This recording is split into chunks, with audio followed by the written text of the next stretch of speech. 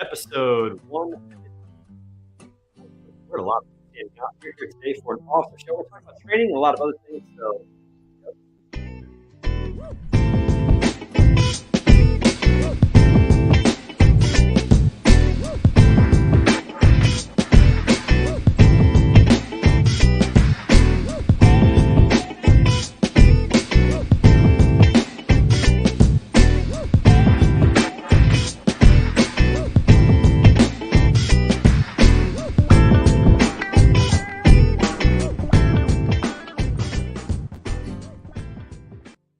that's right, everybody. It is episode 159 of Standing Out. I'm Trey Griggs, Beta Consulting Group. So excited to have you with us today on the show. We're going to have a great show today. Going to be talking about training in just a little bit. But before we do that, I want to give a shout out to our sponsor, to TAPS, the good guys in freight factoring. They're helping keep those carriers and owner-operators on the road, keep those wheels turning with cash flow resources, discounts on fuel, tires, and all kinds of good things. So check them out at taps.com or click on the link that's going to be in the comments today that takes you right to my landing page so that they know that I sent you. And they're just awesome. They're all about educating drivers, making sure they know what they're getting into, and cash flow resources and all kinds of great stuff. So make sure you check them out. We appreciate their support on the show. And listen, if you're behind the wheel of a truck, thank you so much. We appreciate everything that you are doing as the heroes out there in the economy and in the supply chain, making sure that we have all the things on the shelf that we need whenever they show up. Whenever we go to the store, we've got stuff on the shelves. They're stocked, and we appreciate you guys doing all of that.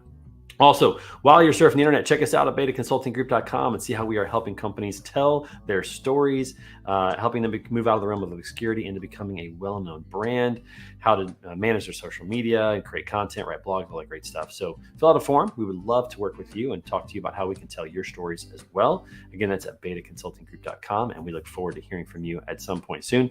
Also, make sure you pick up a little swag. We are all about creating community, and we've got some awesome swag items, and we got a new coupon code because it is October. It's spooky month. So put in the coupon code SPOOKY. That's all caps SPOOKY. Get 20% off your entire order. And be sure to send us a picture when your swag arrives. We love seeing that. Again, it's all about creating a community of people who are pursuing excellence. So when you pick something up, make sure that you send us a picture. And every time you see it, make sure that you focus on being excellent today. That's all we can do. So I'm looking forward to seeing some of those out there as well. Also, just a reminder, tomorrow we got a great guest. We got Mark Colson from the Alabama Trucking Association, who's going to be on the show tomorrow. We're going to talk a lot about his experience working with truckers in Alabama and moving the industry forward. So make sure you come back tomorrow for episode 160 with Mark Colson of the Alabama Trucking Association. All right, today's guest, I'm so excited to bring him on. We had the opportunity to connect a little while back, had a call, talked a lot about sales training. And as somebody who's been in sales for a long time, it's one of those conversations where I said, man, I wish that I had heard some of this stuff years ago as I started my sales career. Got some good sales training, but some of the stuff he talked about was spot on, and I just enjoyed that a ton. And so we're going to have him on. He's from the Ruby Group associated with Sandler Training. Everybody give it up for my good friend, Jason Reynolds. Jason, how are you, man? Hey, Trey, good. And yourself? Man, it is great to talk to you, have you on the show. Thanks so much for being here. What's good in your world, man? What's going on? Yeah, excited to be here. It's been crazy busy lately, and running around, traveling a bunch, training a lot of people, coaching, helping a lot of people. So it's good. Yeah, and you had your first keynote recently, which is awesome. I love it. I'm jealous that you had your first keynote. Talk a little bit about that experience. What was that like? I think, so we're always on the public platform and training and doing speaking engagements in front of people, but doing a keynote, and this keynote was a 2-hour long keynote. So I had you were up on stage for 2 hours? 2 hours. Wow, that is a long first keynote. It was. So I had to kind of approach it a little bit differently. Like usually keynotes, you're 45 minutes to an hour and you're the only one talking. So I had to kind of blend in. I'm talking for 45 minutes, but getting the crowd engaged to a different level and doing some different things with them to make sure the engagement was still there. And they weren't just, like, I'm tired of listening to this guy. That's wild. A 2-hour keynote. That's more like a seminar, more like a session in that regard. But did you prefer that? Did you like that? Or do you actually like more of the engaging, seminar style training that you do? Well, I think that's what I kind of blended it into a little bit because it had to be. It was so long that I'm like, if I don't do some type workshop type stuff, like to get people engaged and talking through some bullet points that we were talking through, like they probably would have went to sleep with me because it was 8 o'clock in the morning when it started. Whew. Yeah, that's a long keynote for 8 in the morning. That's for sure. Got Jennifer Carpenter-Romaine in the comments. She's the executive director of the Transportation Marketing and Sales Association. Up talking about sales training in the morning. Great to see you, my friend. Thanks for joining us today. So, Jason, talk a little bit about how you got into sales, and then specifically how you got into sales training. So sales in general, I mean, I started in the trucking, transportation, and logistics business, specifically kind of the niche in the downstream energy world. So that last mile, I spent 19 years in that world. I think it was more trucking logistics when I first got started. And back in that day of starting in a business that, the company I started with was doing about 50 million in revenue from a trucking side, which it's a decent size, but it's not huge.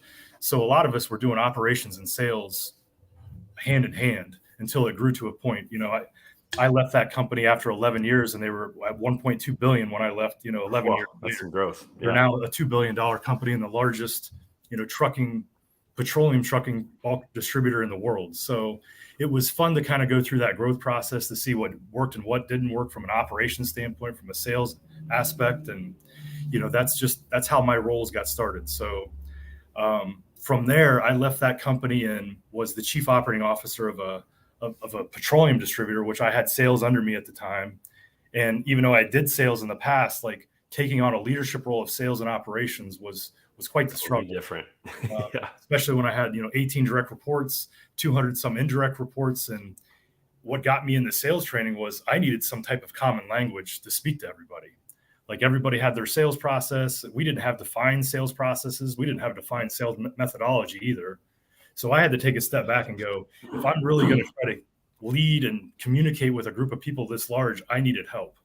And I had been through some sales trainings in the past, Wilson Learning and Carnegie and Challenger and some of these different ones in the past with that other company. But I needed something different. And that's what led me to look at sales training for that organization. And then that started my path down the road. Yeah, no, I think it's a pretty common story in some senses. Like you go from being in sales to actually leading in sales, and it's a totally different animal. It's way different than being a producer or being a leader. And sales training. It's funny that Beta Consulting Group is a newer company.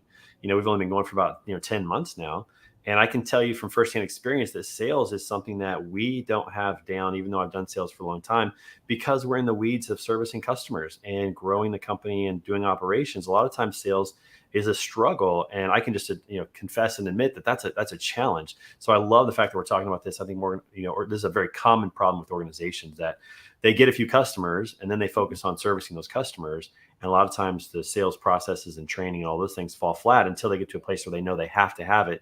And it's important to have that from the very beginning. So I'm feeling the pressure to implement sales processes in a way that I never have before. And it's important. So I love hearing your story about how you got into it. Talk a little bit, you work with a lot of organizations and you see a lot of things. Where do you feel like a lot of organizations really fall flat when it comes to sales training and, these processes that are going to benefit their teams? Yeah, that's a great question. I think, what we see a lot of is just roadblocks that companies run into. And I think one you just brought up is a common one. Like all of a sudden they're firefighting a lot, and they're not looking at the leading indicators and activities they need to do to keep driving sales. And sales training is one of those leading indicators. If we're trying to improve techniques or behaviors or attitude around what we're doing that's in our control, then sales training is one of those leading things that companies need to take a look at. So I think sometimes there's so much going on and there's so many fires to put out when it comes to account management or operations or finance, that all of a sudden that can draw attention away from it and become a major roadblock to new business development. Yeah, no, absolutely. And I think that, just looking at my own experience as well, you just run out of time sometimes to keep selling, because you're constantly, servicing customers. And then you get into that chicken or egg scenario. It's like, okay, well, if I bring on more sales, I don't know if we can scale. I don't know if we can actually manage it. And so I know that whenever you do bring on sales full time, you got to be able to service what they bring in. And that's the struggle as well. It's like, okay, let's get our operations in place to make sure that sales can actually be successful and retain customers and those types of things. There's a real balance that goes into that. And it's a real struggle, a real challenge. From a sales perspective, specifically, when you go in and work with sales reps, where do you feel like sales teams fall short? The ones that are, they're actually up and running, they've got a team of 5-10 people. Where do you feel like you find the most common issues that sales teams run into? So I break them into 4 different buckets typically. And there's a lot to these 4 buckets, but, first and foremost is prospecting. There's a lot of constructive avoidance around prospecting, especially with older reps that are like, hey, I've been in this so long. I want to do this. So they've got a lot of account management or a lot of fires to put out. So a lot of reps will just tell themselves a lot of different things. They go, I don't like prospecting. Let me come up with a different reason. I got a firefight today, or the operations team's not doing their job. So I'll avoid prospecting at all costs. So it's a subconscious or maybe even a conscious choice to say, I'd rather not do that. So let me find something else to stay busy and basically make an excuse that I can't prospect. The only people I joke around about, the only people that I say like prospecting are the people that don't do it.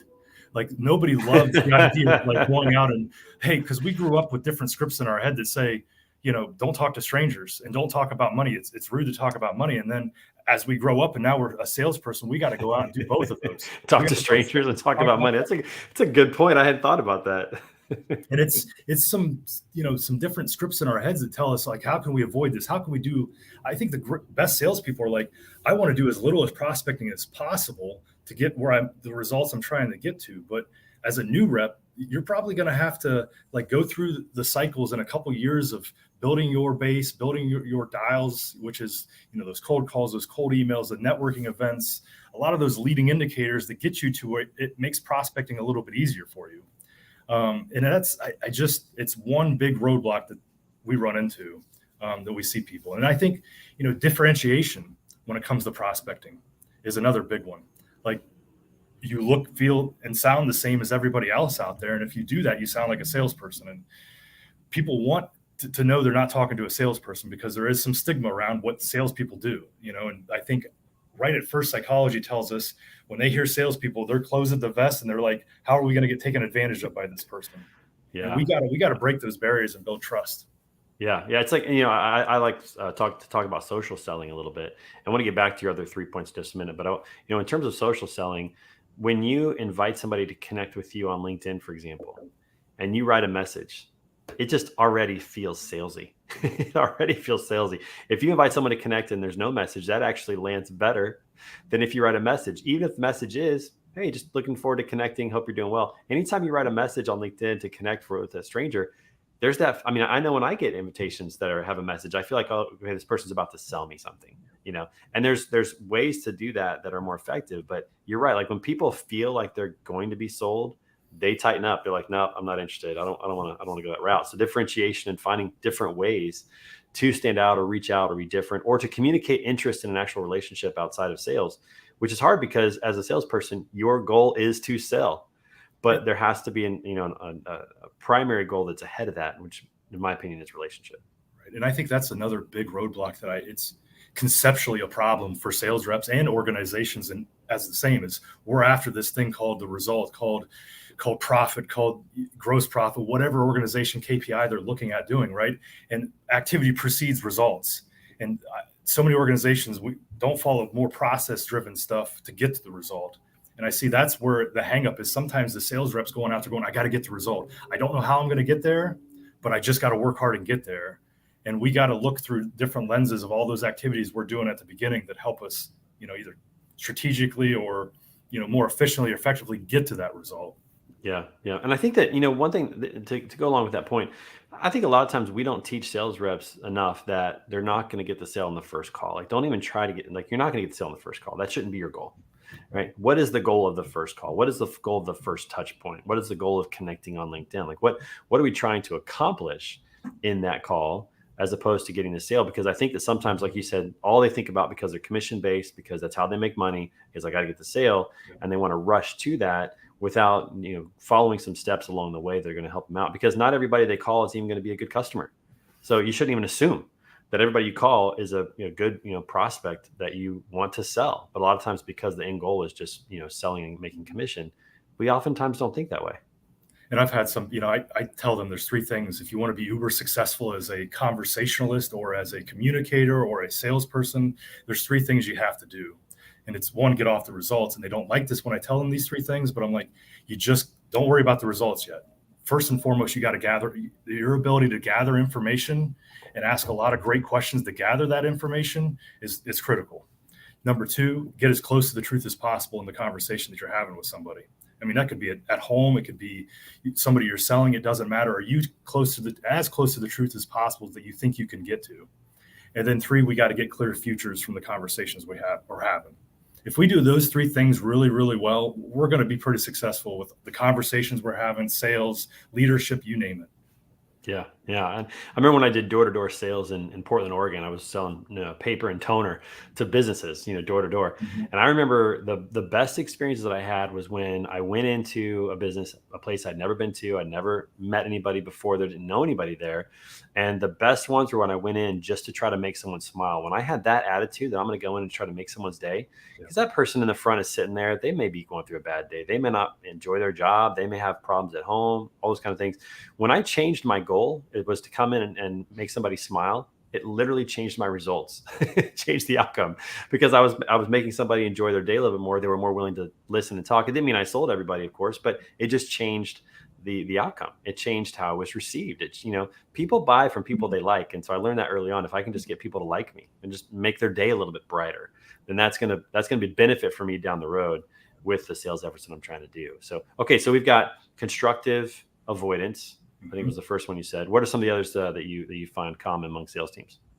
Well, I think we brought it up, that differentiation, in our talk tracks, in what we say sometimes, that has to sound and look and feel a little bit different than everybody else. So that's one. I think business intelligence, and this is from an individual contributor standpoint, our business intelligence has to tell us things. And I was kind of mentioning, like, we don't know what that algorithm looks like for ourselves. What does it mean for Jason to go out? Because we do this stuff too. I've got my own activities that I track every month too, because I just don't train and coach. I sell also. So I have to look at my activities and go, is this effective and efficient? Or the amount of dials I'm doing, emails, cold calls, networking events, you name all those leading indicators, are those being effective? And to what degree? How many conversations am I getting off those? How many meetings am I getting from my conversations, and how many wins am I getting from those meetings? And I got to continue to look at that from a lens of more, better, and different. What do I need to do more of in those activities? What do I need to change up and do better? And that becomes a coaching aspect for people too, when a coach can sit back and go, okay, when we look at those business intelligence, what can I help coach him with? It makes it, the individual contributor can self-diagnose it. Then the sales manager or the sales leader can diagnose it a lot differently and actually help the person. And let's go back to differentiation for a minute. How do you coach a team through being different? Like what goes into that from your perspective as a sales coach? So we got to look at, some different talk tracks. What are we saying? So initially prospecting, right? Some people call it elevator pitches, 30-second commercials, you name it. You have something that when you start to open your mouth, you're going to ask, or you're going to pick up the phone and go, ring, ring. This is, Jason Reynolds, Sandler training at the Ruby Group. You have something you're going to say. What's that sound like? Is it based on things you want to talk about, or is it based on things that might be in their best interest, or potentially pain points or things that are going on with them? So I'll initially kind of figure out what is that everybody's saying individually and as a team or organization. And then how can we change some of those things, put some different, what we call pattern interrupts, psychological pattern interrupts. We got to put some of that in there because, we sell how we buy and we buy how we sell. And so does the person buying from us. So sometimes they're so in a groove of, what they usually say or react to from a salesperson calling them, we might just have to change that up just for a split second.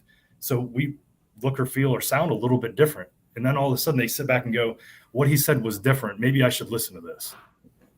Yeah, that's interesting, because I think that, a lot of times people don't even know what to say when they make a cold call, or how do I make this enjoyable for them? Or what's the first communication look like? How do you also do that with emails? When you advise on email communications, because I get emails from a lot of people that are reaching out, and a lot of times I don't even want to read them. Like, I don't have time to read them. Like, what do you recommend for sales teams whenever they're trying to reach out maybe via email and get a response? It goes down a similar path. As many cold calls or cold emails that people do, like, everybody, the first thing conceptually in a salesperson head, I say, you got to get your head wrapped around, we're in a game of 10%, not 100. You're trying to win 10. not trying to win the 100. You're not going to get a hold of that many people. I think there was a study at the University of Michigan a few years ago that said, the average attempts it takes to get somebody to have a conversation with you or even pick up the phone's like 3.8 attempts, or no, 6 attempts. And, the average salesperson, they only try 3.8 times. So we just give up way too early. We don't even get to the point of what do we say and how do we say it? So that's the first mindset that I got to make sure everybody's comfortable with. It's okay to fail. Sales is a game of failing 90% of the time.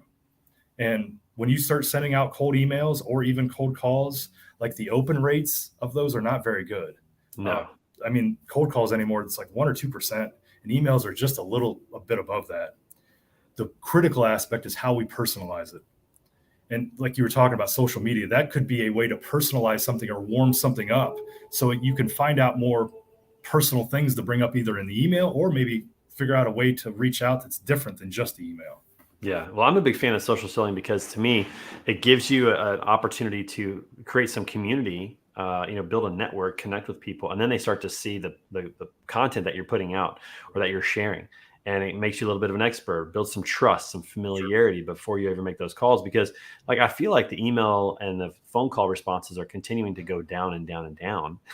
And text messages and social media tends to be going up and up and up. So it's almost like that change is kind of happening a little bit where there's still maybe a place for cold calling and cold emailing. But to me, if you mix it with social, that tends to help out a little bit. So when you do make a call, maybe they've heard of you, maybe they've heard of your company, maybe there's some familiarity where they'll take the call or be more interested as opposed to just, who is this? I don't care. I'm not interested type of thing. So and you nailed that last one. From a prospecting aspect, the other big roadblock I see is an unbalanced approach. Too many people are well, we cold call and that's our vertical and that's the line of business we're in. I work with a lot of transportation brokerages. We got to make these phone calls. It takes this. Does it? Or that's just what we're used to doing, what we've always done. Yeah. Have we looked at it from that lens I talked about earlier, more, better, and different? And as soon as they step back and go, okay, maybe we need to blend in emails. Maybe we need to blend in some digital prospecting in different platforms, especially LinkedIn. LinkedIn it's almost like cheating anymore. The ability to connect on LinkedIn versus 20 years ago and what we had to do to get there. Yeah. But we also hear a lot of people going, it's harder to get a hold of people anymore than it ever has been before, especially post-COVID and some of the things that are going on. So digital marketing or digital prospecting is one that everybody's got to latch a hold of and put that in their arsenal and cadence. Yeah, I think it's a big miss when they don't. If I was talking to a team recently, and they said that they require their sales team to build a online persona from social media. That's something they require, and that they spend time, blocked out time in their schedule, 1 to 2 hours a day, where they're engaging on social with prospects, with customers, with content. They're creating some content and posting it. They're looking for articles to share that go along with their service and what they're doing. And that's a huge advantage when you do make an outreach, whether it be a call or an email, if somebody's actually gotten to know you. Or I can't tell you how many people I've had reach out on LinkedIn directly, with a DM saying, hey, tell me more about what you guys are doing. I think that we could use that. And that's, it's such a much easier sell, because they already feel like they know you a little bit. They have an idea. Their level of intent or their intent to buy is even higher because they know a little bit about you, which I think is really, really powerful from a training perspective. And so there was a time a couple of years ago, I got a voice message on LinkedIn, and I went, that's the first time I've ever got a voice. It was complete pattern interrupt, completely and I wanted to listen to what they had to say because they did something completely different. That's right. Yeah. Videos and voicemails on LinkedIn are unique right now, and again, that might, after a while, that might become too commonplace, and it'll be noise as well. We'll have to come up with something new. But I love the fact that people do things a little bit different. I think videos for sales right now, custom videos where I would say, hey, Jason, this is Trey. Reaching out just to make sure you're doing well, whatever. Your Wolverines had a great week. Best of luck this week against Ohio State, or whatever it is. Right. Something like that, something personal where you go, oh wow, this guy took some time to learn a little bit about me. Coleman says there's a foundation to sales overall, but sales and people are constantly evolving, and salespeople need to adapt to make sure they are meeting their prospects where they want to buy. Absolutely, man, 100% Coleman. And I'll tell you, people are living online right now. They might live somewhere else. I talked to a guy recently, talked about virtual reality, people that are living in virtual worlds now, where I still can't wrap my head around that completely, trying to sell in a virtual world, but it's coming. It's like playing a video game with a group of people, and you're starting to talk about things. And I've heard of business deals that have come out of video gaming rooms, and things like that. So it's like going where people live and being a part of that is huge. So anyways, I have a partner to bring that up. I have a partner that plays a golf game on Oculus a lot, and he's built a network of people he talks to all the time. And there is conversations like that going on in those rooms. Isn't that crazy? Yeah, I mean, it's wild where these things are starting to happen. I think that companies and sales teams need to be more in depth with that. I mean, like some companies, like we're not going to be on TikTok. Why would we be on TikTok? Well, if your audience is living on TikTok, you may want to think about doing something on TikTok and trying to figure that out. Even if it's something you never thought you would do, that might be one of the best places for you moving forward. So being open-minded to those things is really important. And I just got done with a workshop a couple weeks ago with the group of retainer accounts that we have that do on reinforcement training with us. And it was all on digital prospecting and on all those different platforms too, because we have to look at the verticals. Is it business to business? Is it business consumer? Which platform should you be on? How much of it should you be doing? And it's still one of those things like it's, a lot of people think of it as marketing and not think of it like as the prospecting aspect, and the two are separate. And we got to be able to separate those two. And marketing still high level, just my view of it, not Sandler's or anybody else. I just view marketing as like it's putting two companies' products and services together. We're salespeople. As soon as there's a conversation between two individuals, that's when sales starts happening. Yeah, I like to say that marketing is one-to-many approach, sales is one-to-one approach, but they're both the purpose is, awareness of the product, education of the product, and eventually buying the product, So all kind of works together in those regards. Okay, all right, listen, it's a national day today. We do this every show. So we celebrate the national days. You know what national day it is today? It's kind of a weird one. I don't. It might take you back to middle school or elementary school. It is National Sausage Pizza Day. Oh, nice. Do you remember in school the little square cuts of pizza? Did you guys have those, the rectangular cuts of pizza? Did you guys have that? This just reminds me of Pizza Hut coming in and doing those personal pan pizzas or something. That's what it reminds me of. Yeah. I'm not a huge fan of only sausage, but I do like sausage with a bunch of other stuff. So it is National Sausage Pizza Day for everybody out there. So enjoy that. Also, Jason, we do a random question every day. And it's pretty random. I have no idea what it is. We let our producer come up with this every day. It could be good, could be bad, could be funny, could be serious. I don't know. Let's go ahead and put up on the screen. The random question today is, would you rather train a fish or a cat? Are fish and cat trainable? Maybe that's the question. Maybe that's the reason for the question. It's an old mentor of mine that basically said salespeople are like herding cats. So I'll just pick cats because that's what he said, and it's familiar. Well, I mean, the only thing I think of with fish would be like, I mean, I guess a dolphin's not technically a fish. I don't know. Can you really train a fish? Somebody in the comments let us know if we can even do this. I don't know if you can train a fish, but I can tell you this: I wouldn't want to worry. I wouldn't want to have to train a cat either. I'm not a huge cat fan. I'm a dog lover. Not sure. I mean, dogs are hard to train sometimes too. Cats seem to not even care more than that. So I don't know that I would want to do either, but I guess I would go with cat because I don't even know how you train a fish. That's a weird one. That's at least they're in one location in an aquarium, and they're not going to move all around. The cat's going to always be somewhere different. You don't know where it's at. So at least you can focus in on one little area. I mean, I guess you train it for the litter box, I guess, and I don't know, some stuff like that. But still, cat don't seem to care too much about what's going on. So I'm going to say that question was not the best question we've ever had on here, Jason. But that's a random question of the day. All right, so let me ask you a question. Then, so we're going to finish with this. We got about 3 minutes left. This always goes by way too fast. But about 3 minutes left. Where do you feel like the future of sales is going? Where do you see things heading from a sales perspective, where it's really going to take off? Is it much of the same, or do you think it's going to be more an influencer sales? Like I see a lot of companies partnering up with influencers on social media to sell products, those types of things. Like where do you feel like the future of sales is headed? I mean, that's a great question. If I could answer all that, I mean, I probably wouldn't be sitting here either. But I think get the crystal ball out, man. Yeah, I mean, I think when you kind of step back from it now and take a look at it, it continues to evolve into what everybody wants to do. How does it become more consultative and companies working together? I think depending on the industries, the more and more companies like buy each other up, and there's not as many competitors out there. Like you got to learn how to work, channel sales a lot better. You got to work with other companies and hand in hand to be able to do that a lot differently moving forward. And we're just going to have to, our communication skills are going to be key.